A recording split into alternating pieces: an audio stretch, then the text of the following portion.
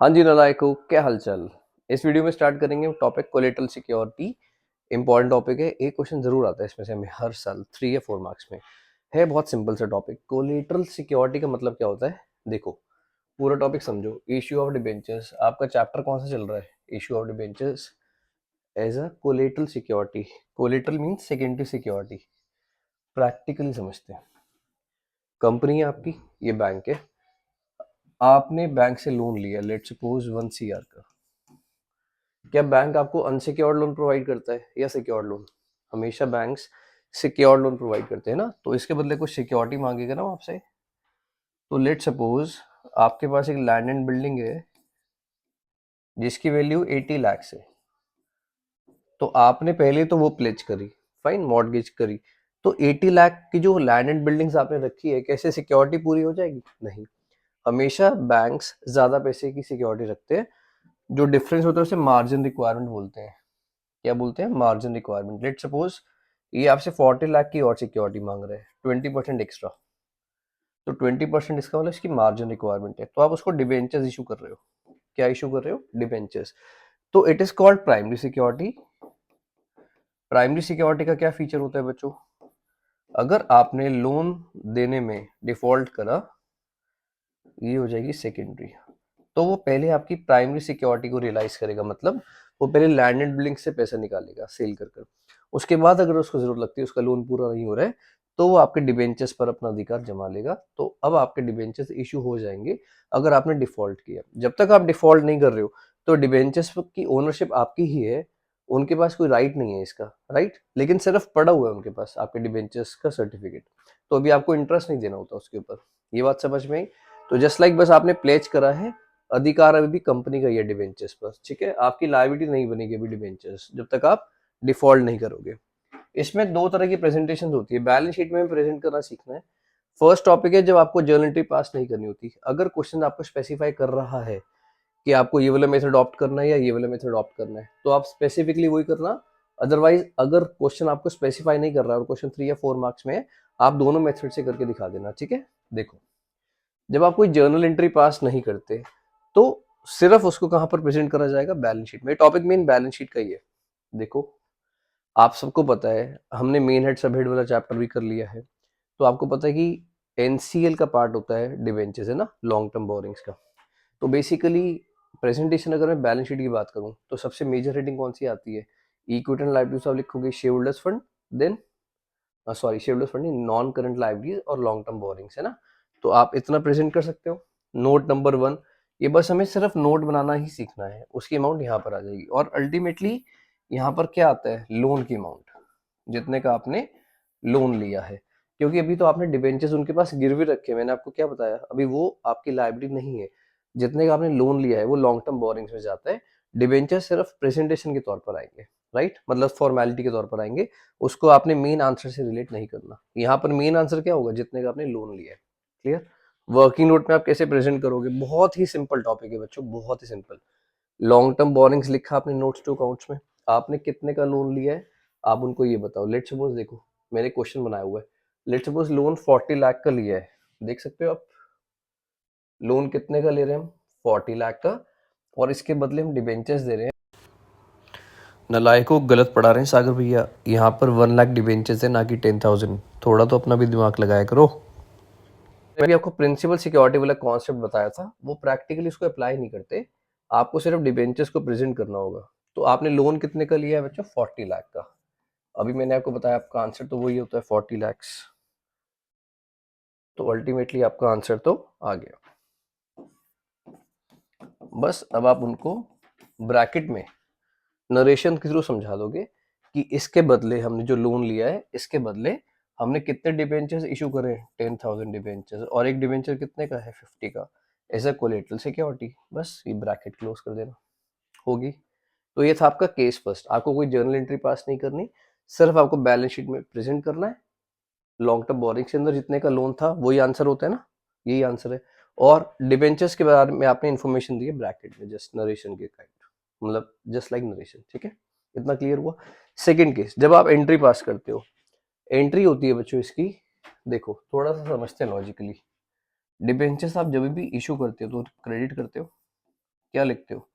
Sir ultimately तो आते हैं 2% डिबेंचर्स। अब क्या वो डिबेंचर्स उनके हैं कि हमारी लायबिलिटी है डिबेंचर्स? अभी नहीं। जब तक हम लोन पे डिफॉल्ट नहीं करेंगे तब तक वो आपकी लायबिलिटी नहीं है। तो आपको एक इक्विवेलेंट एसेट बनाकर कैंसिलेशन करना पड़ेगा। तो will write debenture suspense account debit. मतलब ध्यान से समझना, ये आपने लायबिलिटी क्रिएट करी है, बस ये फॉर्मेलिटी हो रही है और कुछ नहीं हो रहा, और आपने साथ साथ लायबिलिटी को कैंसिल भी कर लिया। साथ में वर्ड क्या ऐड कर दिया? सस्पेंस। बताओ सस्पेंस वर्ड कब आता है? जब हम श्योर नहीं होते किसी चीज को लेकर। क्लास 11th में रेक्टिफिकेशन में आया था वन साइडेड एरर्स में, जब हमें डेबिट साइड पर क्या आएगा क्रेडिट साइड पर क्या आएगा हमें पता नहीं होता था। क्लास 12th में डेथ वाले चैप्टर में जब हम श्योर नहीं होते कि इस साल का प्रॉफिट कितना होगा तो हम सस्पेंस वर्ड का यूज करते हैं। तो यहाँ पर हम श्योर नहीं है कि अगर हमने डिफॉल्ट किया तो ये हमारी लायबिलिटी बन जाएंगे डिबेंचर्स, अगर नहीं किया तो वापस मिल जाएंगे, राइट? तो कोई लायबिलिटी नहीं है, इसलिए हम साथ में क्या वर्ड यूज करते हैं? डिबेंच सस्पेंस। तो डिबेंचर्स डिबेंचर्स डेबिट करा कैंसिलेशन करने के लिए, बस साथ में क्या वर्ड लगाना है आपको? सस्पेंस। तो entry will be debenture suspense account debit to percentage debentures. Hope so clear होगा आपको एंट्री का लॉजिक। ये एंट्री आप कितने से करोगे? जितने के आपने डिबेंचर्स गिरवी रखे। लेट सपोज आपने 50 लाख के डिबेंचर्स अभी गिरवी रखे थे ना लास्ट वाले एग्जांपल में, तो ये अगर आप एक और एंट्री करना चाहते हो लोन लेने की तो कर सकते हो, ऑप्शनल होती है। क्वेश्चन की रिक्वायरमेंट पढ़ लेना, अगर वो बोलेगा कि लोन की भी एंट्री पास करो तो ये एंट्री होती है जब आप लोन लेते हो। Bank account debit to bank loan. आपने लोन कितने का लिया था अभी एग्जांपल में? 40 लाख का, राइट? ये वाली एंट्री तो आप कर सकते हो लोन लेने की। डिबेंचर्स की बात हो रही है। फर्स्ट मेथड में हम एंट्री पास नहीं करते, सिर्फ बैलेंस शीट में प्रेजेंट करते हैं। यहाँ पर ये एंट्री पास करते हैं। क्लियर हुआ इतना? प्रेजेंटेशन क्या रहेगी? मेन बैलेंस शीट में कोई चेंज नहीं आएगा, ध्यान से देखो। क्या लिखोगे? Non current liabilities long term borings, ठीक है? ये मेन हेड होती है, मतलब हाँ देखो, ये तो मेन हेड अगर मैं हटा दूं, ये तो लायबिलिटी साइड को रिप्रेजेंट कर रहा है। मेन हेडिंग एनसीएल हो जाएगी आपकी, और उसका सब हेड कौन सा होता है? लॉन्ग टर्म बोरिंग्स, है ना? आपने ये तो लर्न करा है फर्स्ट चैप्टर में। इतना क्लियर? तो जितने का आपने लोन लिया है वही आंसर यहाँ पर आएगा। अभी हमारे एग्जांपल में वो कितना है? 40 लाख। तो ये अमाउंट यहाँ नहीं आएगी, ये आपने अमाउंट को यहाँ लिख देना है 40 lakh. Got it? Balance sheet में कोई चेंज नहीं है, सिर्फ नोट्स टू अकाउंट पे थोड़ा सा चेंज आएगा, क्योंकि जो हमने डिबेंचर सस्पेंस को एसेट बनाया है, मतलब लायबिलिटी को कैंसिल करा है, वो आपको करके दिखाना पड़ेगा। ध्यान से देखो, लोन फ्रॉम बैंक लिखा सेम। अभी लोन कितने का है हमारे ऊपर? सिर्फ 40 लाख का। डिबेंचर्स कितने के आपने गिरवी रखे थे? 50 लाख के। तो 50 लाख के आपने डिबेंचर्स लिखे, लेस कर दिया डिबेंचर सस्पेंस। आपको मैंने बताया था एंट्री में आपने लायबिलिटी क्रिएट करी डिबेंचर्स वाली नीचे, और फिर डिबेंचर सस्पेंस लायबिलिटी को कैंसिल भी कर दिया। तो बाहर अल्टीमेटली कोई इफेक्ट नहीं पड़ेगा इसका। अभी भी हमारा आंसर कितना है? 40 लाख। तो देखो कितना सिंपल टॉपिक है, मुश्किल से 5 से 10 मिनट लगेंगे आपको कवर करने में। अब हमने कितने परसेंट, लेट सपोज 10% डिबेंचर्स थे, ये सिर्फ इंटरेस्ट रेट होता है ऑफ ₹100 ईच। अच्छा, यहाँ पर है, हाँ हम ऐसे यूज करेंगे। हमने कितने डिबेंचर्स गिरवी रखे थे बच्चों? 50,000 ना?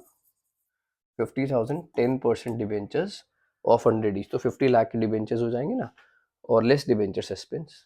Got it? अच्छे से क्लियर है आपको ये प्रेजेंटेशन?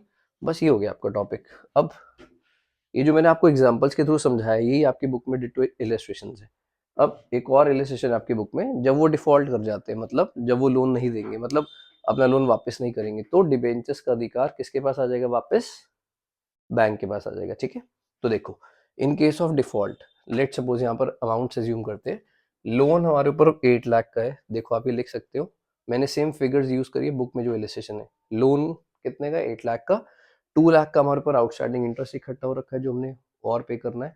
तो टोटल हमने बैंक को कितने देने? 10 लाख। और हमने डिबेंचर्स कितने की इशू कर रखे थे बैंक को? 10 लाख। तभी उसने 2 लाख का आउटस्टैंडिंग इंटरेस्ट का वेट करा। ध्यान से समझो, 10 लाख की आपने डिबेंचर्स की सिक्योरिटी दे रखी है, आपने बैंक से लोन कितना लेकर लिया? 8 लाख। वो कब तक वेट करेगा मैक्सिमम? जब आपका इंटरेस्ट 2 लाख हो जाएगा और एक कंबाइंड अमाउंट 10 लाख की हो जाएगी। तो बुक आपकी बुक में ये सेम फिगर्स है। लोन कितने का था कंपनी के ऊपर? 8 लाख का जो हमने लिया था। 2 लाख का अभी तक हमने आउटस्टैंडिंग इंटरेस्ट पे नहीं करा है, तो टोटल लायबिलिटी 10 लाख की हो गई, और हमने 10 लाख के डिबेंचर्स उनके पास गिरवी रख रखे थे। आज बैंक अपने अधिकार का यूज कर रहा है। तो देखो इस केस में क्या होता है, आप मुझे बताओगे जरा, जब आप लोन लेते हो तो क्या एंट्री पास करते हो? Sir bank account debit to bank loan. फिर डिबेंचर इशू करने की क्या एंट्री करते हो? सस्पेंस वाली, मतलब collateral security. Debenture suspense account debit to percentage debentures, right. अब हम क्या करेंगे, सेकेंड वाली एंट्री को रिवर्स कर देंगे, पहले कैंसिल कर देंगे उस एंट्री को, तो entry will be percentage debentures to debenture suspense. जो आपने अभी देखो कितने के डिबेंचर्स आपने गिरवी रख रखे, 10 लाख के, फर्स्ट एंट्री तो ये हो जाएगी, ठीक है। मतलब जो हमने डिबेंचर सस्पेंस टू डिबेंचर्स वाली एंट्री करी थी उसको आपने कैंसिल कर लिया, क्या कर लिया, कैंसिलेशन ऑफ प्रीवियस एंट्री। कौन सी एंट्री को कैंसिल किया, जो आपने तब लिखी थी, तब करी थी जब आपने डिबेंचर्स को गिरवी रखा था। आज क्योंकि डिफॉल्ट हो गया कंपनी से, अब बैंक्स अपने राइट्स का यूज कर रहा है, तो आप पहले तो इस एंट्री को कैंसिलेशन करोगे, कैंसिल कर दोगे। इसके बाद अल्टीमेटली अभी कंपनी एंट्री के पास करेगी, ध्यान से देखना। जब हम लोन लेते हैं तो लोन लायबिलिटी क्रेडिट होती है, आज वो फिनिश हो रही है तो डेबिट हो जाएगी। तो ये दोनों लायबिलिटीज आज आपकी फिनिश हो रही है ना, आउटस्टैंडिंग इंटरेस्ट भी लायबिलिटी है और बैंक लोन भी लायबिलिटी है, तो लायबिलिटी रिड्यूस हो रही है। तो इसलिए बैंक लोन, जब आप बैंक लोन पे करोगे, सोचो क्या एंट्री करोगे, बैंक लोन टू बैंक। लेकिन यहाँ पर बैंक लोन हम पे नहीं कर रहे हैं, तो bank loan to percentage debentures. देखो 8 लाख की लायबिलिटी है, 2 लाख का इंटरेस्ट आपके ऊपर ऑलरेडी आ चुका है, आज ये खत्म हो रहे हैं ना, तो लायबिलिटी फिनिश हो गई यानी कि डेबिट हो गई। अब हमारे डिबेंचर्स उस बैंक के पास चले गए, तो इस साल से मतलब अगले साल से हमें इन डिबेंचर्स पर भी इंटरेस्ट देना पड़ेगा। क्लियर है। तो ये था आपका पूरा टॉपिक कोलेटरल सिक्योरिटी वाला। अब आप बुक के इलस्ट्रेशंस करो, देखो आपको सब समझ में आ जाएगा। बहुत ही आसान टॉपिक था, हार्डली इसमें हाफ एन आवर लगेगा आपका सिर्फ, तो ये वाला टॉपिक भी आपका कंप्लीट हुआ।